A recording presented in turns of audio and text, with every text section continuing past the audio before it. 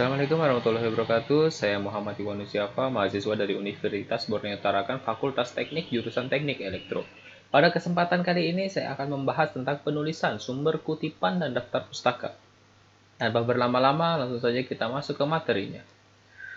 Dalam penulisan karya ilmiah, ada beberapa metode atau gaya penulisan, sumber kutipan, dan penulisan daftar pustaka yang dapat dipilih dan dianut, antara lain Tourbillon Style, Harvard Style, Apa Style, Chicago Style, atau kombinasi dari berbagai style. Masing-masing style memiliki keunggulan dan kelemahan, tetapi suatu style yang dipilih dapat dianut dan harus diterapkan secara konsisten. Pada Stisia di Surabaya memilih Harvard dikombinasikan dengan Apa Style sebagai pedoman penulisan sumber kutipan dan daftar pustaka dalam penulisan karya ilmiah.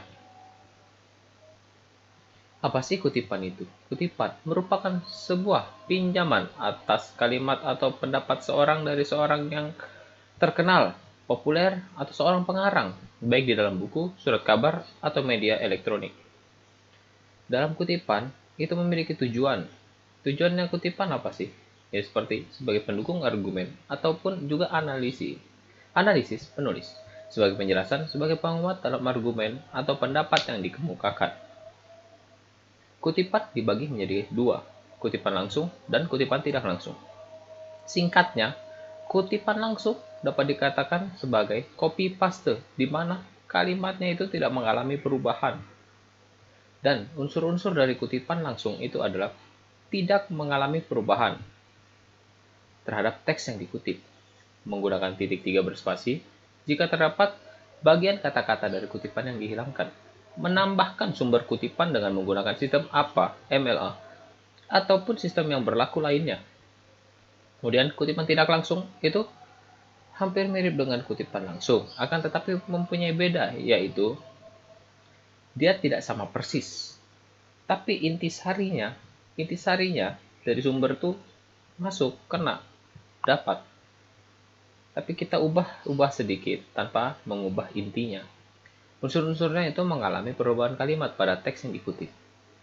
Tidak adanya suatu perubahan ide pikiran. Nah, ini maksudnya dari inti adalah ide pikiran dari pendapat yang dikutip. Diakhiri dengan nomor kutipan tanpa tanda petik 2. Daftar pustaka. Setelah kita memahami tentang kutipan, sekarang kita masuk lagi ke daftar pustaka. Daftar pustaka tuh suatu daftar yang di dalamnya mencantum nama pengarang, judul buku, penerbit, tahun terbit, dan hal-hal yang terkait lainnya.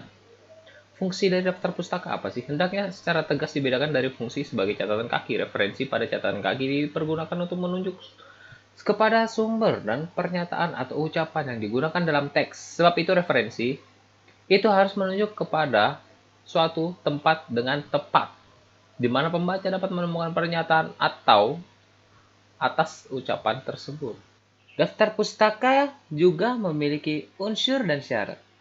Unsur pada daftar pustaka ialah nama pengarang, judul buku, data publikasi seperti penerbit, tempat terbit, tahun terbit, cetakan keberapa, nomor jilid, dan tebal. Untuk sebuah artikel diperlukan pula judul artikel yang bersangkutan, nama majalah, jilid, nomor, dan tahun. Syarat daftar pustaka ialah bagi penulis yang menggunakan marga, nama marga ditulis terlebih dahulu. Gelar sarjana penulis tidak perlu dicantumkan dalam daftar pustaka. Judul buku dicetak miring atau digaris bawahi pada setiap kata, jadi tidak dibuat garis bawah yang bersambung sepanjang judul. Jarak antara baris satu dengan baris lainnya 1 spasi. Jarak antara sumber satu dengan sumber berikutnya 2 spasi. Aturan Harvard Apa Style. Aturan penulisan sumber kutipan. Yang pertama, sumber kutipan dapat ditulis pada awal atau akhir kutipan. Kemudian, penempatan sumber kutipan atau pada awal atau akhir kutipan tidak boleh menggaburkan bagian yang dikutip. Nama penulis, suatu sumber kutipan hanya ditulis nama belakang, diikuti tahun dan halaman sumber kutipan. Dilanjutkan dengan isi teks yang dikutip. Pencantuman halaman setelah tahun dipisahkan oleh tanda 2 titik. Jika penulis terdiri atas 2 orang, kata penghubung penulis pertama dan kedua menggunakan dan, tidak menggunakan simbol dan seperti itu, serta tidak menggunakan kata penghubung and. Walaupun literaturnya bahasa Inggris, kecuali seluruh naskah ditulis menggunakan bahasa Inggris. Kemudian, jika penulis lebih dari 2 orang, hanya nama belakang penulis pertama yang ditulis sebagai sumber kutipan. Diikuti et al, kemudian tahun dan halaman sumber kutipan. Catatan, et al dalam bahasa Latin adalah singkatan dari et alia atau et al. Dalam bahasa Inggris artinya another, dan dalam bahasa Indonesia berarti dan kawan-kawan. Dan jika sumber kutipan merupakan literatur terjemahan, maka yang disebut sebagai sumber adalah nama penulis asli, bukan penerjemah. Diikuti tahun penerbitan literatur asli, bukan tahun penerbitan hasil terjemahan. Nama penerjemah hanya dinyatakan dalam daftar pustaka. Pencantuman halaman sumber kutipan setelah tahun bersifat wajib jika isi teks yang dikutip jelas letak halamannya. Aturan penulisan daftar pustaka. Ini juga sama dengan Harvard apa style. Yang pertama, sumber kutipan yang dinyatakan dalam karya ilmiah harus ada dalam daftar pustaka dan sebaliknya. Literatur yang dicantumkan dalam daftar pustaka hanya literatur yang menjadi rujukan dan dikutip dalam karya ilmiah. Daftar pustaka ditulis atau diketik satu spasi berurutan secara alfabetis tanpa nomor. Jika literatur ditulis oleh satu orang, nama penulis ditulis nama belakangnya lebih dulu. Kemudian diikuti singkatan atau inisial nama, depan, dan nama tengah. Dilanjutkan penulisan tahun, judul, dan identitas lain dari literatur atau pustaka yang dirujuk. Jika penulis lebih dari 2 orang, nama penulis pertama ditulis seperti aturan G. Dilanjutkan penulisan nama penulis kedua dan seterusnya sebagai berikut. Nama depan dan nama tengah disingkat. Dilanjutkan nama belakang. Untuk penulis kedua dan seterusnya, penulisan nama depan atau tengah singkatan dan nama belakang tidak perlu dibalik seperti penulisan pertama. Penulisan daftar pustaka tidak boleh menggunakan et al sebagai pengganti nama penulis kedua dan seterusnya. Berbeda dengan penulisan sumber kutipan seperti dijelaskan pada penjelasan tadi. Sebelumnya, kata penghubung atau beberapa penulis dengan penulis terakhir menggunakan kata dan, tidak boleh menggunakan simbol, serta tidak boleh menggunakan bahasa yang lain, walaupun bahasa lain adalah literaturnya, kecuali seluruh naskah ditulis dalam bahasa lain, seperti mungkin bahasa Inggris. Cara penulisan setiap daftar pustaka berbeda-beda tergantung pada jenis literatur pustaka yang menjadi referensi. Untuk lebih jelasnya, mari kita belajar cara daftar pustaka. Nah, di sini sekarang kita sudah masuk pada cara penulisan.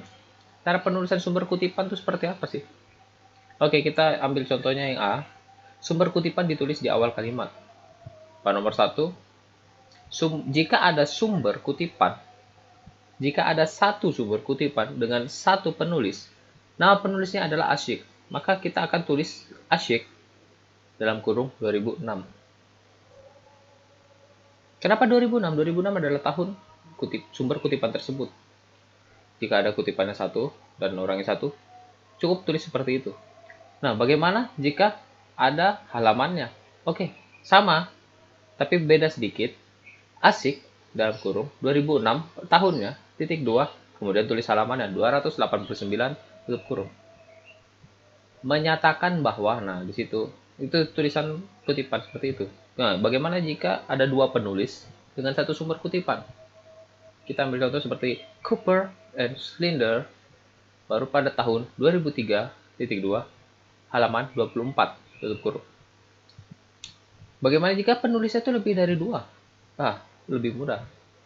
Mudah juga seperti Guan et al. Tahun 2009, titik 2, halaman 32. Dan masih banyak cara-cara yang lain seperti mungkin ada yang sumber kutipan ditulis di akhir kalimat dengan satu penulis, dua penulis, kutipan berasal dari sumber kedua. Ini asik, kita mengetahui cara tentang kutipan, bisa dibaca dan dipahami. Nah, kemudian kita masuk di cara penulisan daftar pustaka. Daftar pustaka pun memiliki cara penulisan. Saya akan menjelaskan cara-caranya. Nah, ini maksudnya buku teks terjemahan, buku terbitan, peraturan perundang-undangan, artikel dalam jurnal, artikel seminar. Ini semua rata-rata, bahkan mereka semua ini memiliki daftar pustaka di dalamnya. Dan penulisannya tidak asal-asalan, memiliki cara. Saya akan menjelaskan caranya. Lalu di sini saya akan mempraktikkan bagaimana caranya untuk membuat daftar pustaka style Harvard. Sebelum kita buat itu, yang penting adalah kita mempunyai jurnal.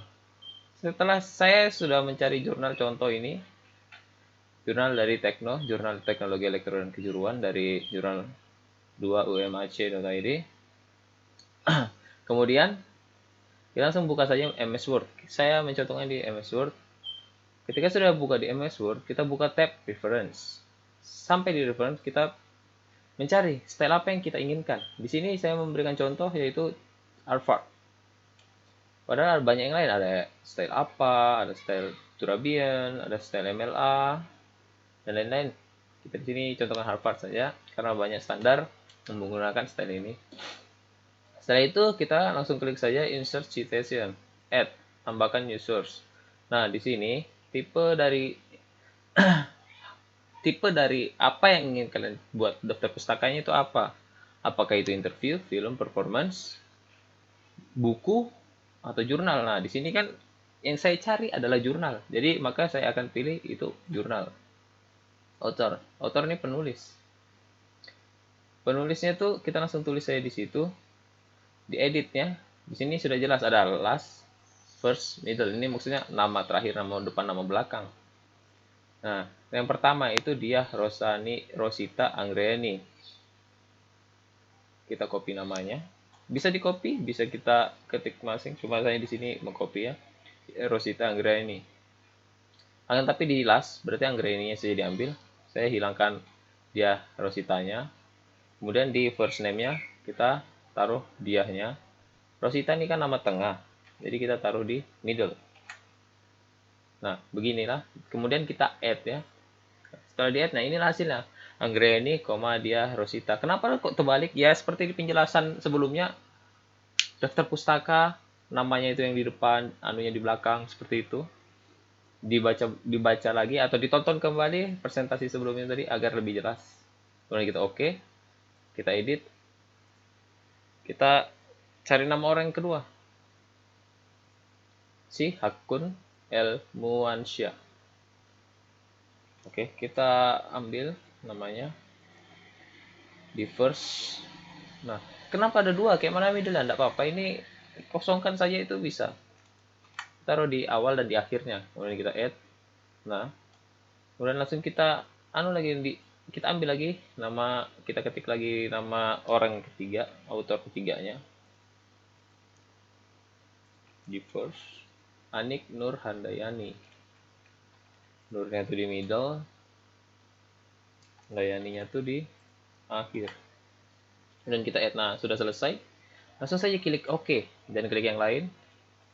Dan di title. Titelnya ini adalah judul dari jurnal saya tadi. Dan kita ini pengembangan modul pembelajaran wajib pada mata kuliah cerdas mahasiswa S1 Pendidikan Teknik Elektronik Negeri Malang.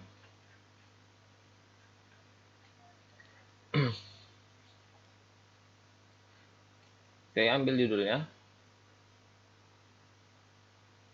Langsung dari sistem cerdas saja. Oke, titel judul. Nah, sudah masuk ke sini, sudah. Jurnal name-nya itu yang mana sih? Biasa itu ada di atas, di bawah kayak seminar, tekno apa segala macam lagi. Tapi punya saya itu yang ini, jurnal teknologi, elektro, bla bla bla itu. Kemudian year ini jelas tahun berapa dibuatnya ini, atau tahun diterima. Nah, di sini ada 2019.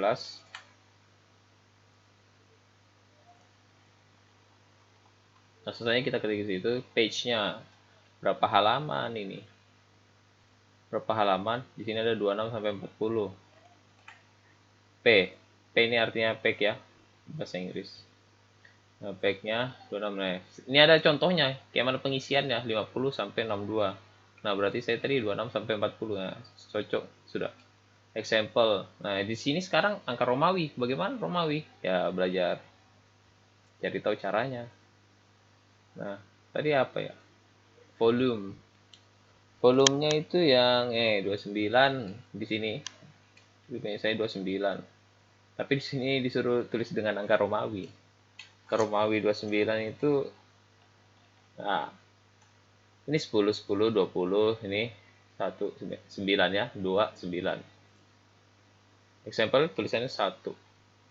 Karena saya tulis 1 karena di sini sudah ada issue 1. Oke, cukup begitu saja. Kita langsung klik saja oke. Nah, inilah hasilnya. Kenapa ada tulisan at all? Ada tadi itu penjelasan presentasi sebelumnya. Kenapa at all? Itu karena lebih dari satu orang. Kenapa Anggreni saja? dan kenapa 2019 kenapa ada titik koma ada di penjelasan sebelumnya. Jadi ketika ini kita bisa juga menambah bibliografinya biar lebih lengkap dan seperti ini. Nah, ini dia sudah semuanya ada, nama, tahunnya, judulnya, kemudian jurnalnya, kemudian nih angka Romawi biar orang mengerti ternyata oh ini volume berapa, kemudian ini page-nya. Oke, cukup sekian. Itulah contoh cara membuat daftar pustaka jurnal dari saya. Ini adalah jurnal referensi saya membuat presentasi ini. Sekian dan terima kasih. Jika videonya bermanfaat silahkan di like. Jika ini ada yang ingin ditanyakan silahkan komen di bawah. Saya Muhammad Ikhwanus Syafa. Dengan ini undur diri. Wassalamualaikum warahmatullahi wabarakatuh. Semoga video ini bermanfaat untuk kita semua, dan apabila kamu suka videonya, jangan lupa like dan komen. Bagikan video ini ke semua teman kamu agar dapat ilmu yang bermanfaat. Terima kasih.